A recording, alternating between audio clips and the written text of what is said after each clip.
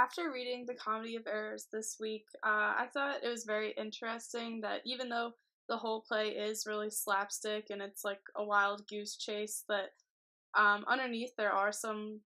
dark themes, I guess, like the whole family being split up with both Antipholus and the both Dromios, and the rage and jealousy that you can see in Adriana and Antipholus E's marriage is also sort of dark in such a lighthearted play. A few values that I thought were being presented in this play were the value of paying one's debt. This came up many times throughout the whole play, starting with Egeon when he can't pay the monetary value of being a foreigner in Ephesus, and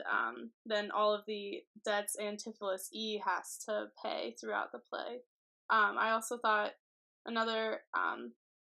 notable value was the obedience of certain slaves, like both Dromios that they had to the Antipholus,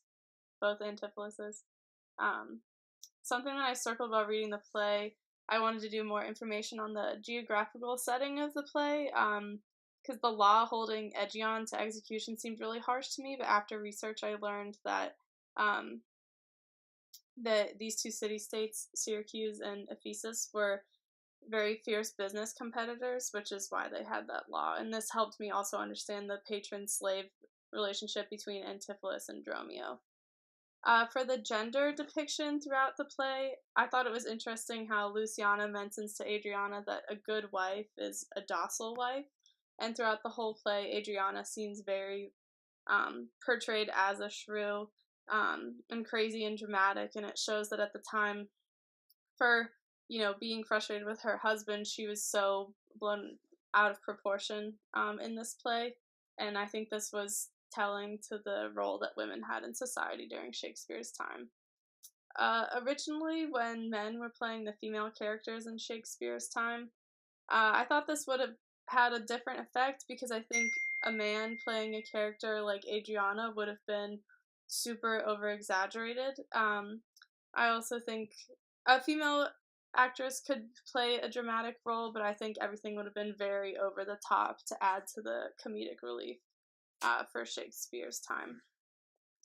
Two questions that I have asking about this play are, why did Antipholus S play along for so long without questioning any of the Ephesian characters? And I know they say he thought there was some sort of bewitching going on, but I just thought it was interesting he went so long without saying anything.